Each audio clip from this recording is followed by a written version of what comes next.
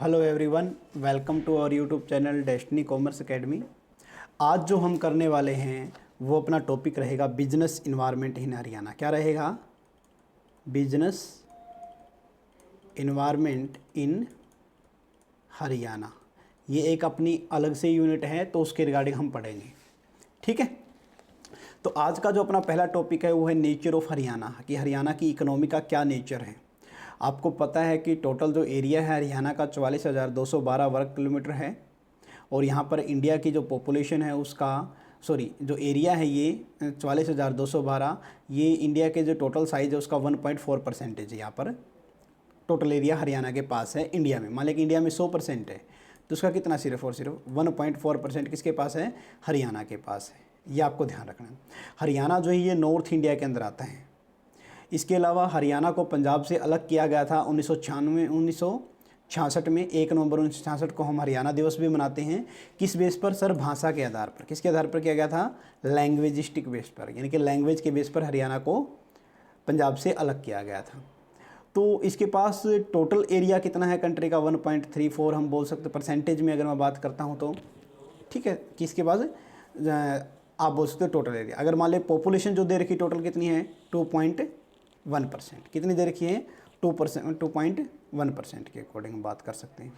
ठीक है, इसके अलावा अब बात करते हैं तो टोटल 57 साल हो गए। अगर हम आज से बात करें तो 1966 से लेकर 2023 तक 57 साल के अंदर हरियाणा ने एक अपनी अलग सी इमेज बनाई है, और उसी इमेज को आज हम पढ़ने वाले हैं कि हरियाणा की इकोनॉमी क्या है। सर इकोनॉमी हरियाणा कोई डेवलप्ड स्टेट है या अंडर डेवलप्ड स्टेट है, या क्या पोजीशन है हरियाणा के अंदर?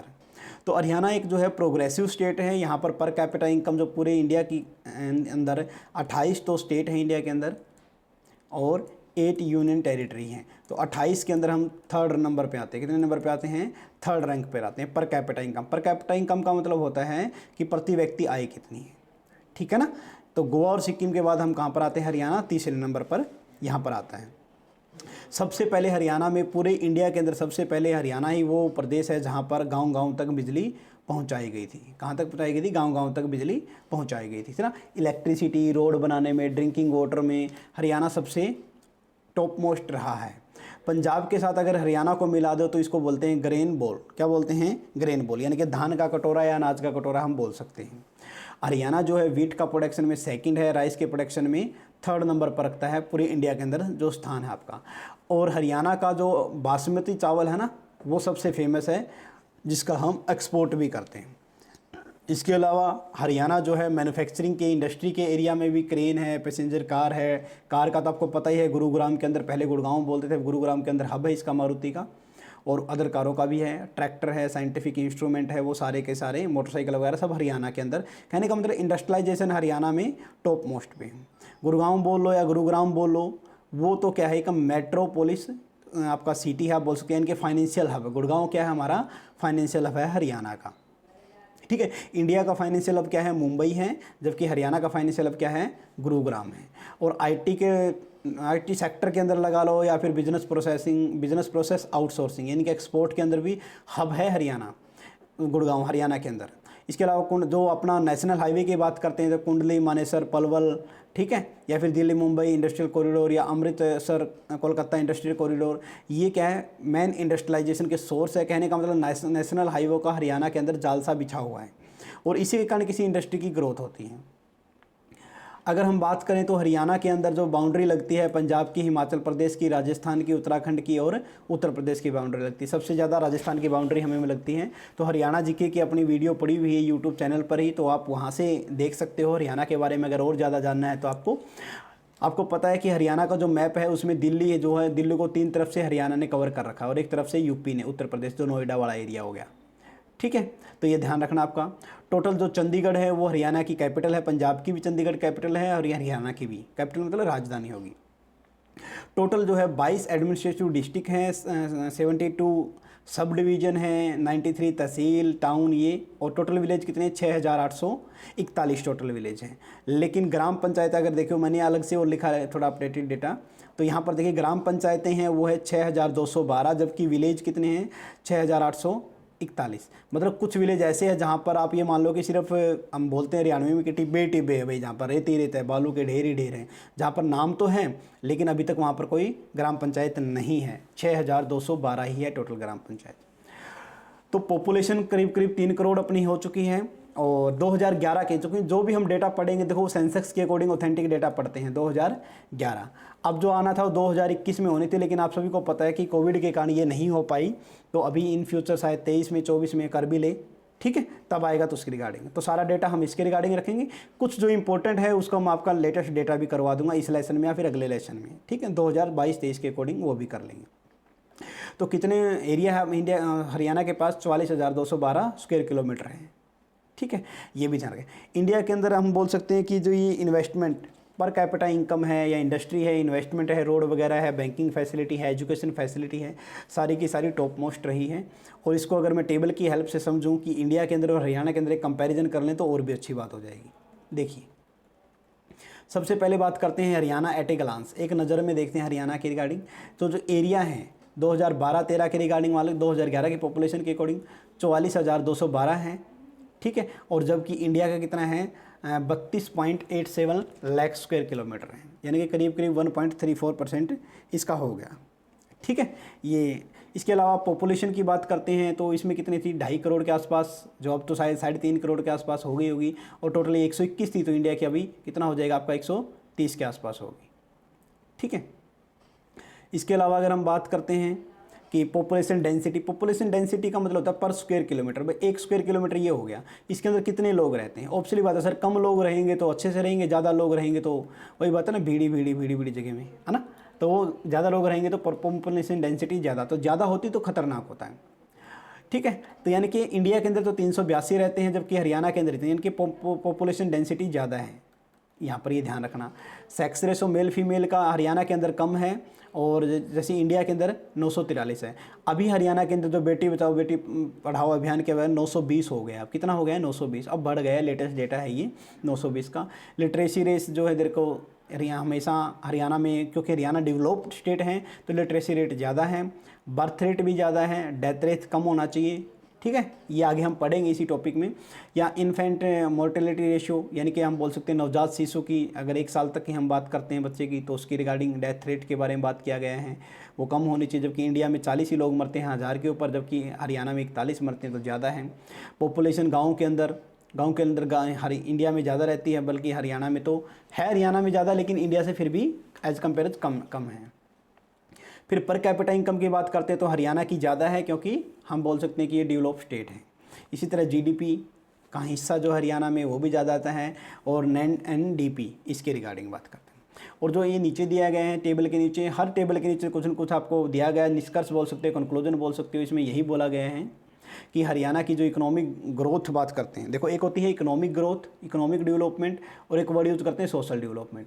इकोनॉमिक डेवलपमेंट में तो हरियाणा ने तरक्की की है, लेकिन सोशल डेवलपमेंट में पिछड़ गया है। कैसे पिछड़ गया है? क्योंकि यहाँ पर जो आप बोल सकते हो सेक्स रेशियो है जो मेल फीमेल का, वो बहुत कम है, भ्रूण हत्या कर दी जाती है, ठीक है, या फिर कास्टिज्म ज़्यादा होता है, तो अलग अलग टाइप से आप बोल सकते हो, ठीक है। तो सोशल डेवलपमेंट हरियाणा के अंदर कम हुआ है एज कम्पेयर टू इंडिया, और जबकि इकोनॉमिक डेवलपमेंट ज़्यादा हुआ है। नेक्स्ट आगे बढ़ते हैं हम।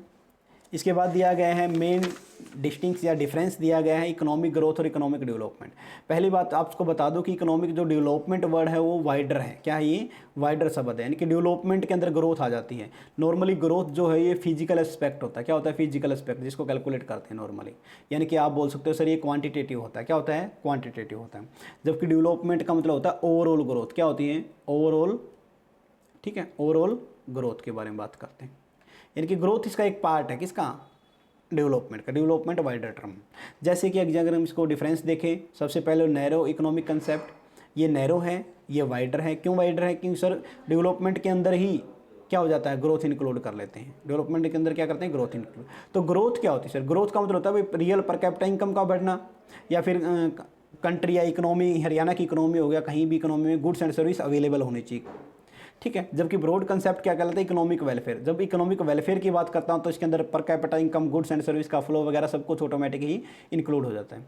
ये क्वांटिटेटिव होता है, जैसे मैंने बोला फिजिकल एस्पेक्ट होता है, ये क्वालिटेटिव। क्वालिटेटिव का मतलब हर एस्पेक्ट को इंक्लूड इसमें किया गया, इकोनॉमिक के साथ साथ सोशल को भी इंक्लूड किया गया। आप ये मान लो इसके अंदर भाई जो इनकम कमा ली है वो तो ठीक है, लेकिन उसका बंटवारा बराबर बराबर होना चाहिए।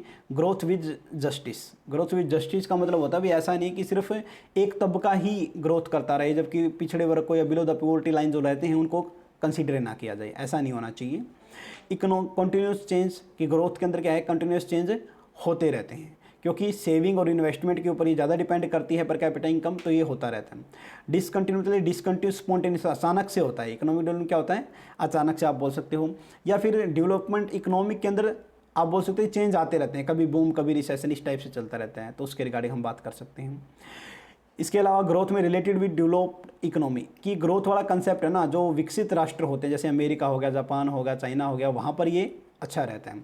जबकि अंडर डेवलप्ड कंट्री के अंदर तो इकोनॉमिक वेलफेयर को ही लेके चलना पड़ता है, वहाँ पर कैपिटा इनकम पर फोकस नहीं करना। Per capita income in the sense है कि सरकार ज़्यादा से ज़्यादा अर्न करे, गरीबों को फ्री में ना दे, तभी तो पर कैपिटा इनकम बढ़ेगी।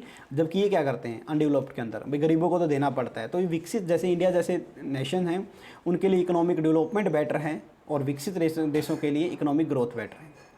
अब आता है प्रॉब्लम ऑफ हरियाणा इकोनॉमी, कि हरियाणा की इकोनॉमी के अंदर प्रॉब्लम फिर कैसे आ गई सर, क्योंकि हरियाणा को डेवलप्ड स्टेट बोला गया है, फिर भी इसके अंदर कुछ प्रॉब्लम है। क्या क्या प्रॉब्लम, सबसे पहले है excessive dependency on the agriculture occupation, की अब भी 65% जो लोग हैं वो नियर अबाउट आप ये बोल सकते हो कि इंडिया के आपके क्या बोल सकते हैं कि एग्रीकल्चर पे डिपेंड है। कितने किस पे डिपेंड है, एग्रीकल्चर पे। लेकिन अगर 2011 का डेटा मैं बताऊं तो करीब करीब 57% जो लोग हैं वो एग्रीकल्चर पे डिपेंड थे। तो आपको ये परसेंटेज याद नहीं रखनी, बस ये याद रखना है कि एग्रीकल्चर पे डिपेंडेंसी हरियाणा के लोगों की ज़्यादा है या कम है।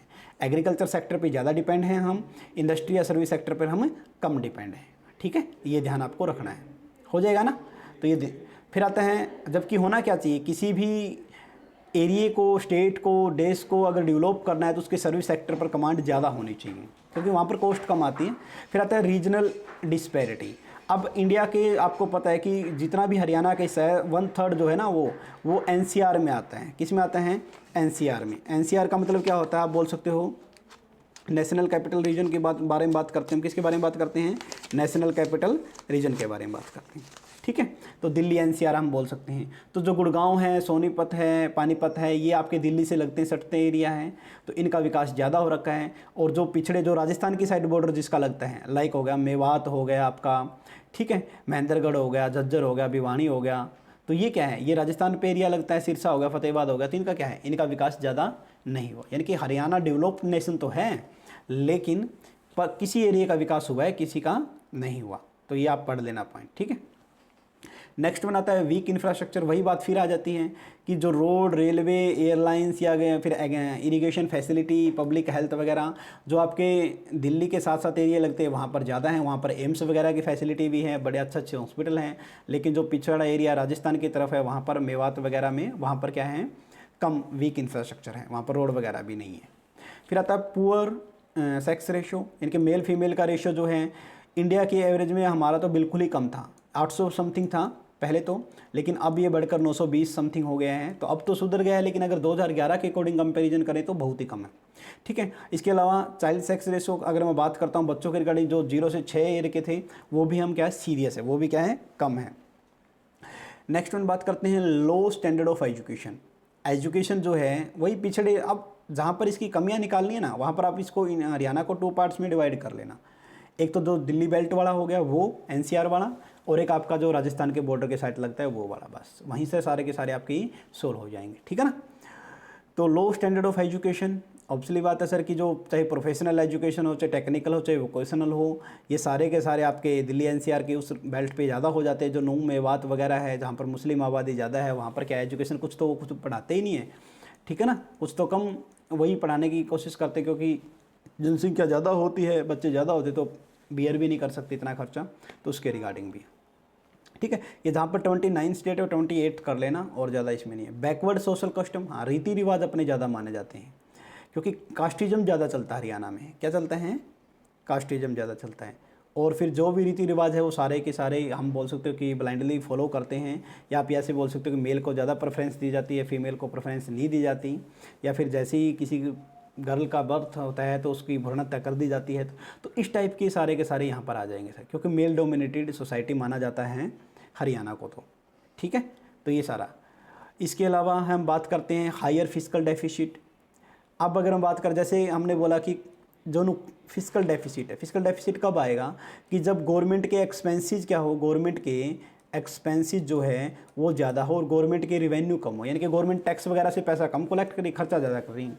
तो अगर खर्चा ज़्यादा कहाँ पर कर सकती है सर, सोशल वेलफेयर पर ज़्यादा एक्सपेंसेस, जैसे कि पुअर्टी हटाने के लिए, ओल्ड एज पेंशन में सब। आपको पता हो तो गुजरात वगैरह में इतनी पेंशन नहीं मिलती, हरियाणा में तो 5,000 तक बोल रहे हैं इलेक्शनों में, अब भी 2,500 तो मिल ही रही है ना। तो अभी मान लो कि मोस्टली सबसे ज़्यादा ही हम प्रोवाइड करवाते हैं।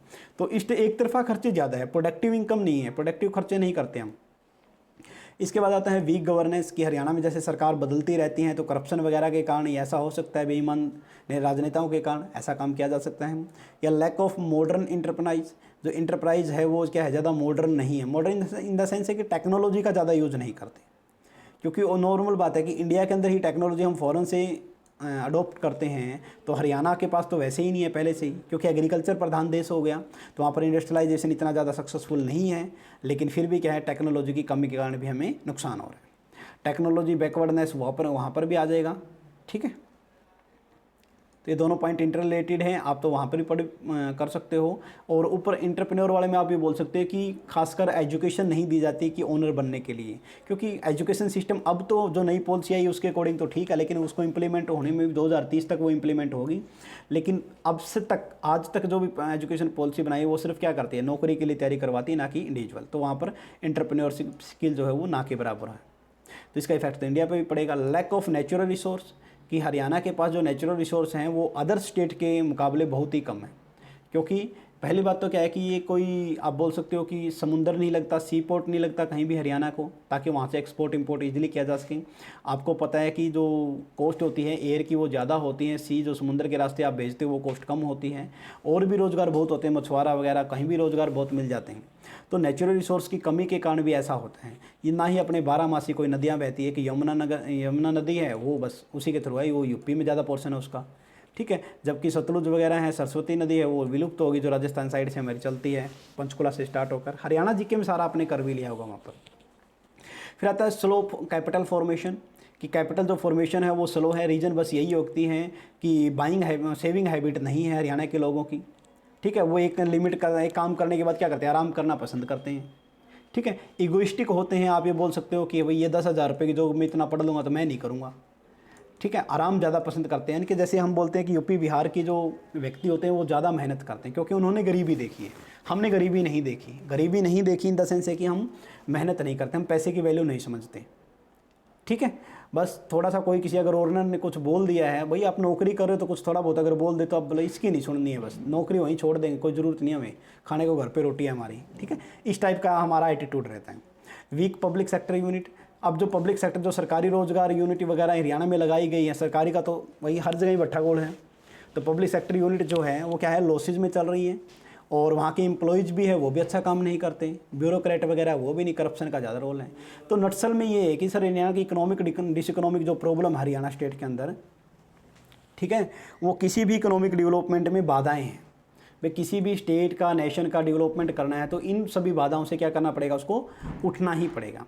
तो ये थे इकोनॉमी के बारे में। अब बात करते हैं इकोनॉमिक डेवलपमेंट से अगर मैं बात करता हूँ तो इसने बोला भाई इकोनॉमिक डेवलपमेंट को कैसे मेजर किया जाए कि कोई स्टेट जो है वो इकोनॉमिक डेवलप्ड है या नहीं है, खासकर हरियाणा की बात करते हैं। इसने बोला सर 2 तरह की अप्रोचेज होती हैं, एक होती है ट्रेडिशनल जिसको क्लासिकल भी बोलते हैं, एक होते हैं मॉडर्न। ये 2 पॉइंट मानते थे, एक तो ये मानते थे कि पर कैपिटा इनकम, यानी कि एक तो ये बोलते थे जीडीपी बेस पे मान लो सर, और दूसरे क्या बोलते थे, पर कैपिटा इनकम बेस पे मान लो, पर कैपिटा इनकम। 2 अप्रोच थी इनकी मेन तो।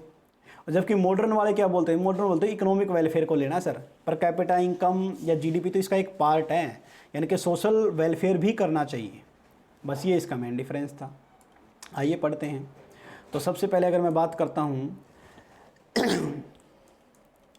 तो सबसे पहले क्या है, क्लासिकल व्यू दे रखा है। क्या दे रखा है, क्लासिकल व्यू।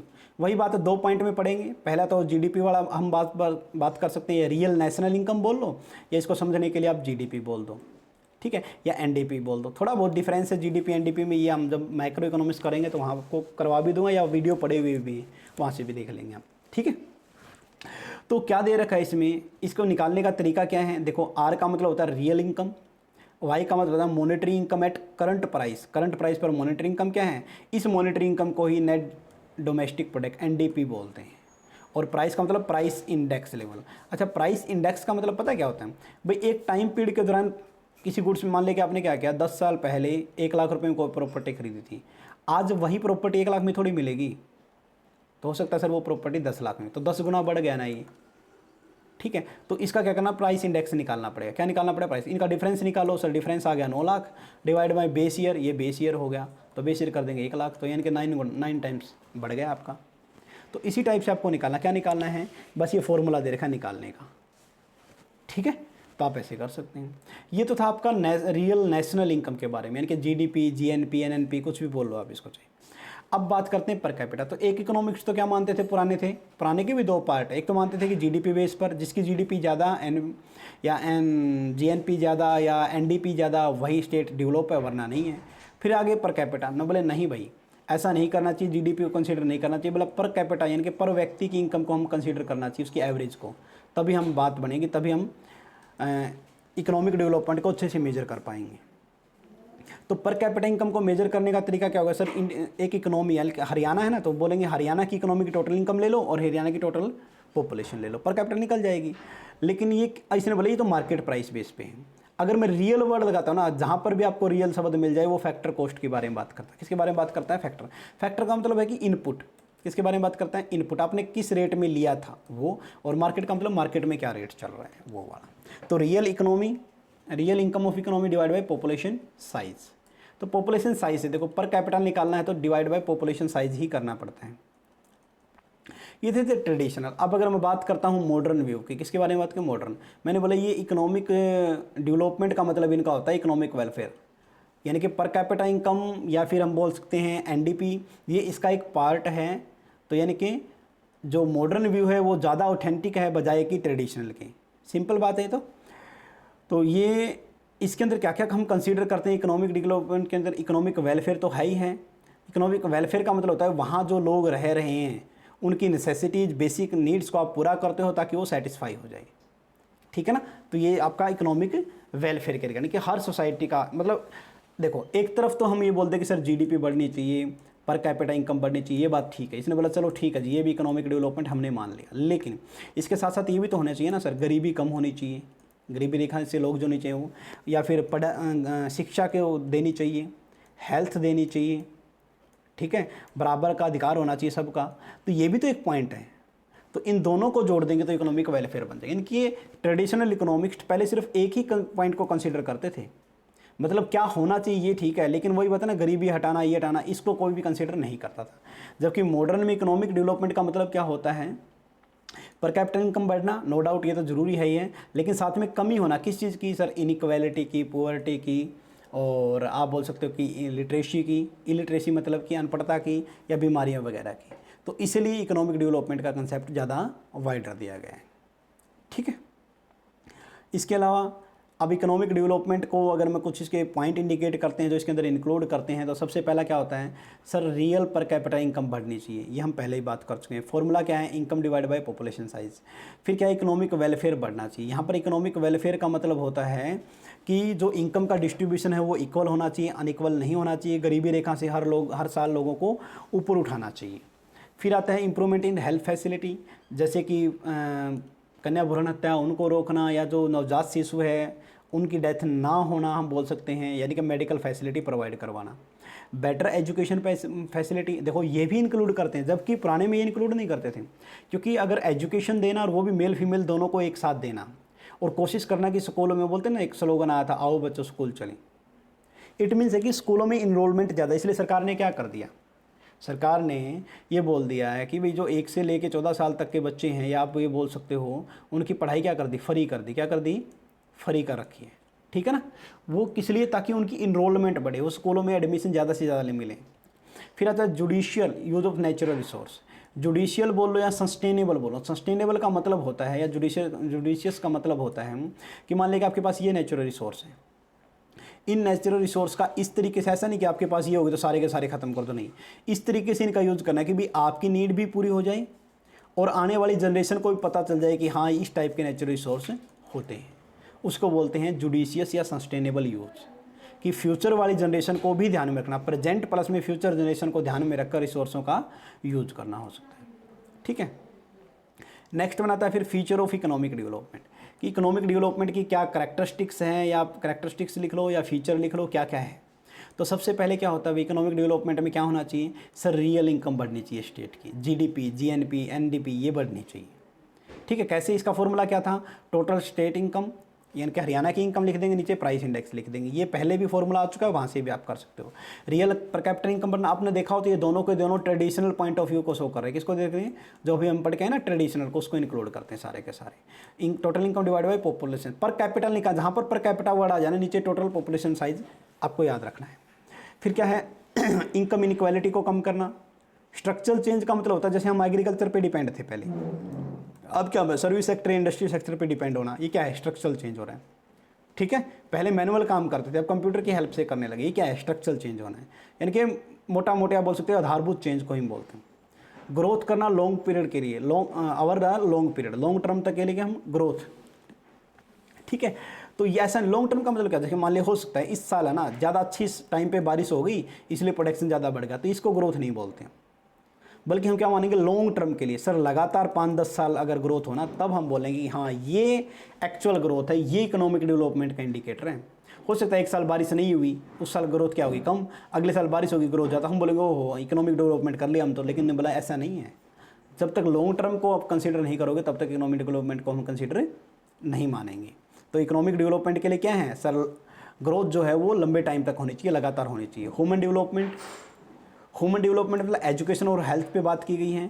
इसके अंदर हम life expectancy, decrease in death rate, या फिर बीमारियों पर कंट्रोल करना, पढ़ाना बच्चों को, स्किल डेवलपमेंट करना, न्यूट्रिशन वगैरह टाइम पे देना, ये क्या है, ह्यूमन डेवलपमेंट के बारे में बात करेंगे। यानी कि सोशल वेलफेयर के बारे में बात करें, क्या कर रहे हैं हम यहाँ पर वर्ड लिख सकते हैं, सोशल वेलफेयर के बारे में बात करें।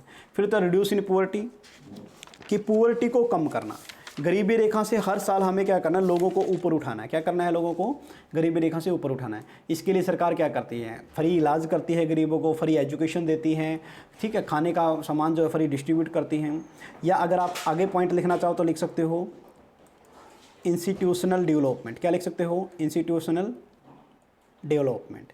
इंस्टीट्यूशनल का मतलब होता है भी जैसे बैंक वगैरह ज़्यादा ओपन करना, इंश्योरेंस कंपनी वगैरह, school, college, hospital, research centre, ये ओपन करना क्या कहलाता है, इंस्टीट्यूशनल डेवलपमेंट। और लास्ट वन अगर आप लिखना चाहो तो लास्ट लिख सकते हो इंफ्रास्ट्रक्चर डेवलपमेंट। क्या लिख सकते हो, इंफ्रास्ट्रक्चर डेवलपमेंट, रोड वगैरह बनाना। ठीक है, एनर्जी वगैरह, प्लांट वगैरह, जैसे थर्मल पावर प्लांट वगैरह लगा दिया, कम्युनिकेशन के लिए टावर वगैरह लगा दिए, 5G लॉन्च कर दिया, ये सारे के सारे क्या कहलाते हैं आपके इंफ्रास्ट्रक्चर डेवलपमेंट। तो ये अपना एक छोटा सा टॉपिक था, आसान था, इतना ज़्यादा इसमें कुछ नहीं है। तो ये हरियाणा जो है, हम बात करते हैं कि बिजनेस इन्वायरमेंट इन हरियाणा, ये छोटा सा है, आसान सा टॉपिक है। बस वही बात है कि बार पढ़ना है कि क्वेश्चन आएंगे तो स्ट्रेट फॉरवर्ड आ सकते हैं। ठीक है, तो ये था अपना लेक्चर, होप शो आपको पसंद आया होगा। Thank you all of you.